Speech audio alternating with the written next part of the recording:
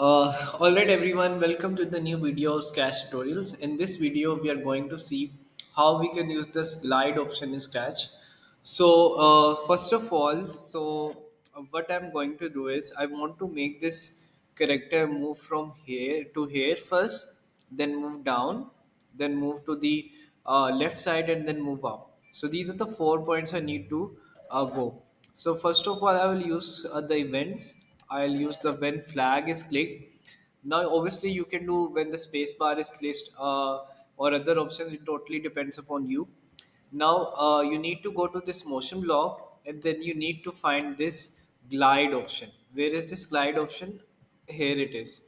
Glide 1 second to this position. So as of now, my coordinates are minus 188 and 135. So basically, it's keep on updating with the position of the character. So I'll click on it here, then I'll move my character to this position because I want to move it here. Now it has automatically changed the coordinates to 197 and 142. And then I want to move down. Okay, then it has changed already to 215 to minus 128. Then it want to go here. Then it has changed to this position.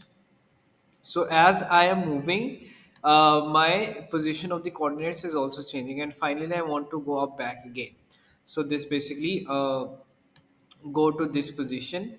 So I'll just need to connect this one, and also maybe we can add the weight block in between them, so to make it like a bit more easier to look at.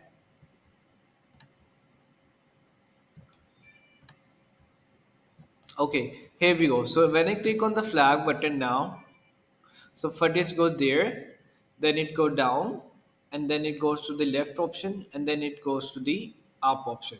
So this is how you can use this glide option in Scratch. It can be very useful in making the games or other sort of animations.